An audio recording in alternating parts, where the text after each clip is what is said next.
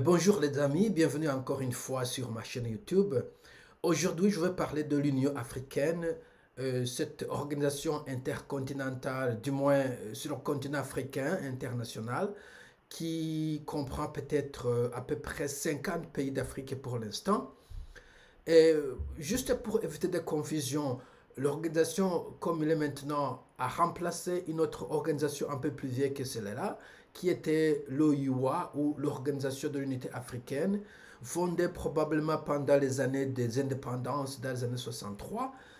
Et donc, vers 2001, on a fondé, ou elle a morphé, disons, en Union africaine, ou African Union, OUA, au lieu de l'OUA, c'est l'Union africaine.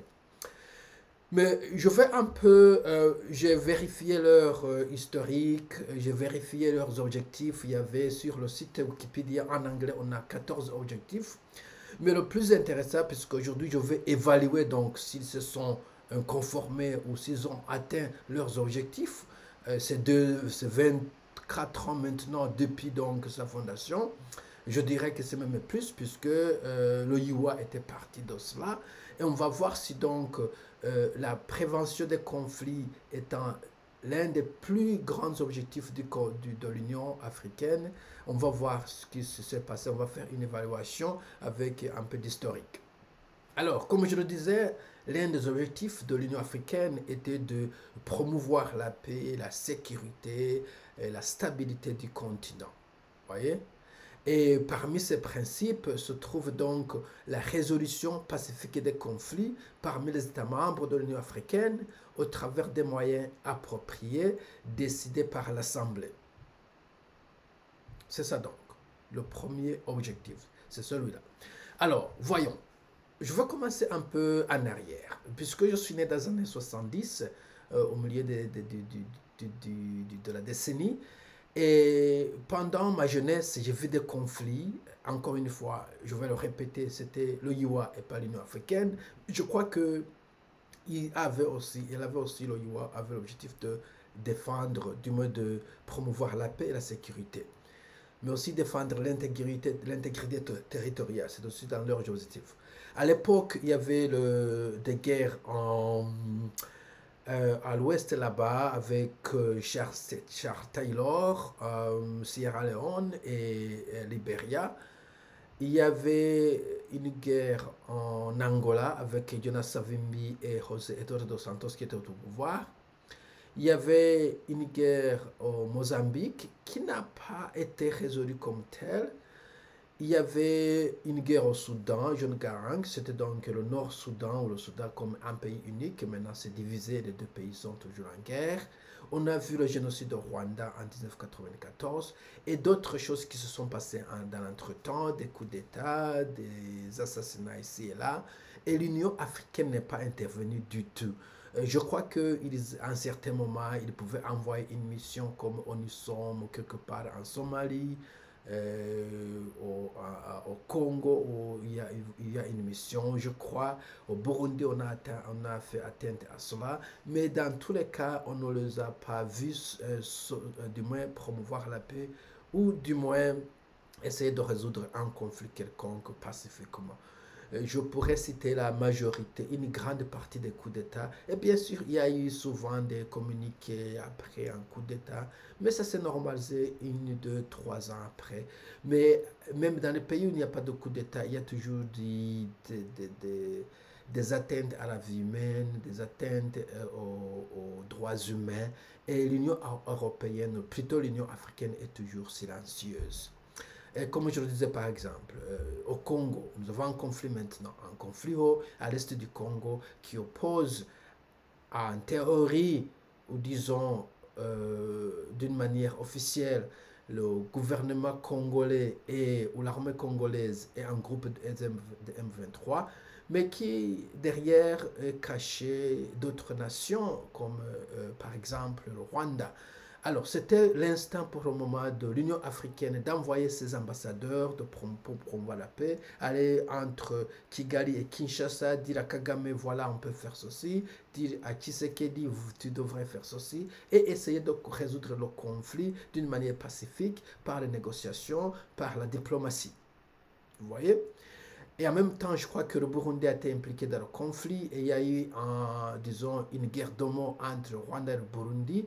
Mais l'Union africaine devrait donc s'y injecter et aller à Bujumbura ou Gitega, c'est pas la capitale du Burundi, dire au président, écoutez, les choses doivent être faites comme ça. Aller au Rwanda dire que n'a pas besoin de combattre, on peut toujours résoudre le problème.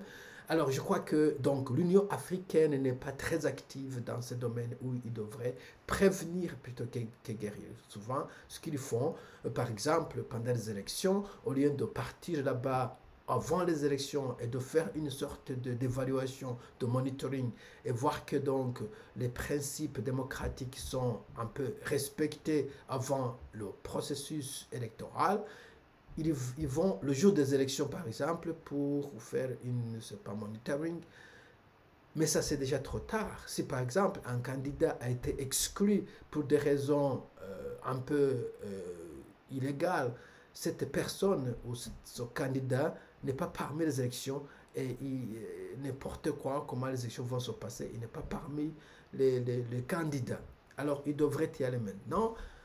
J'ai entendu l'opposition qui pleure que donc on veut les exclure des élections. L'un des plus grands opposants a été carrément exclu par des formalités juridiques ici et là.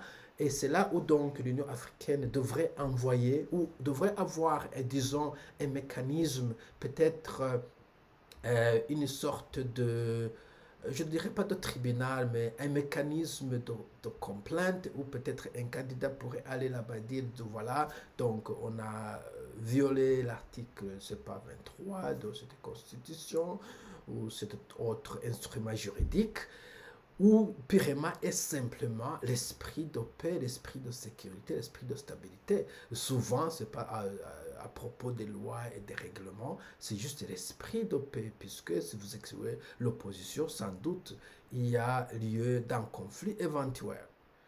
Alors, ce devrait être le moment donc pour l'Union africaine d'aller dans le pays où il va y avoir des élections dans 3, 6, même 12 mois et vérifier que donc les modalités sont là, parler aux gens au pouvoir, parler au gouvernement, parler aux partis politiques qui sont dans l'opposition même et leur demander si donc le processus est en train de se passer d'une manière équitable. Et s'il y a une complainte, de pouvoir faire des investigations et de essayer de convaincre un pays quelconque de se conformer aux normes établies dans leur framework. Je ne sais pas quel genre de framework ils ont là-bas. Ça, c'est pour les pays qui organisent des élections. Et je mets élections entre guillemets parce que souvent, c'est toujours triqué. Et puisque ça, c'est une manière de prévenir la guerre, c'est une manière de prévenir des conflits, c'est une manière de prévenir des manifestations qui sont souvent sanglantes. Mais aussi dans les pays où il y a une guerre froide ou chaude. Surtout si c'est encore froid, aller là-bas et dire, voilà, nous avons entendu qu'il y a une rébellion qui veut vous... Comme au Rwanda, par exemple, une rébellion, au Burundi, une rébellion. De petites rébellions tout de même, ils ne peuvent rien faire. Mais c'est ça le moment d'aller là-bas, de dire, voilà, il n'y a pas... Ce n'est pas le temps pour les rébellions, nous sommes en 2025. For God's sake, comme le disaient les Anglais, essayons de parler politique, essayons d'établir, disons, quelques instruments juridiques qui pourraient vous donner un espace politique pour participer politiquement aux élections comme tout le monde, au lieu de prendre des armes. Et au cas où peut-être ces méthodes préventatives ont échoué, comme au Congo par exemple, il ne faudrait pas se fatiguer, il faudrait toujours aller en avant, parler à Kabila, parler à l'Union africaine, plutôt à l'Est Africa, parler à Museveni, c'est pas, parler aux gens impliqués, le Kagame, c'est ce que j'allais dire, au président du Burundi, a dit, voilà, nous voyons qu'il y a un problème ici, peut-être on n'a pas pris le problème au sérieux, mais prenons le problème au sérieux. Les gens meurent, trop de réfugiés ici, et puis personne ne va gagner cette guerre, c'est ça le problème. Essayons de limiter les dégâts, essayons de parler.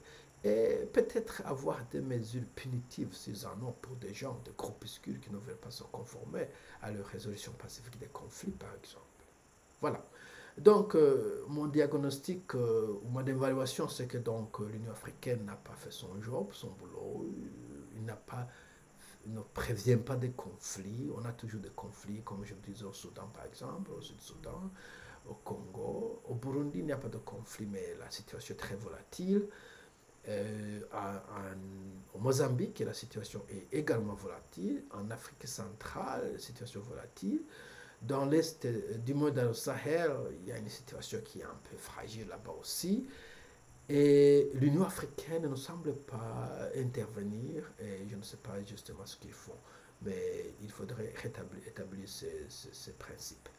Et je ne veux pas aller dans d'autres objectifs puisque tout dépend vraiment de la paix et de la stabilité. S'il n'y a pas de paix, sécurité, stabilité, rien n'est possible. On ne peut pas éradiquer les maladies, on ne peut pas évoluer de la science et la technologie, on ne peut pas avoir un passeport commun comme certains le croyaient, on ne peut pas avoir une libre circulation des gens et des marchandises comme on en a dans l'Union européenne. Rien n'est possible autant qu'on a ces conflits entre nations et entre tribus. Et c'est là où devrait être focalisé la plupart des muscles de l'Union africaine. Voilà mon diagnostic. Si vous avez un avis différent, vous êtes le bienvenu.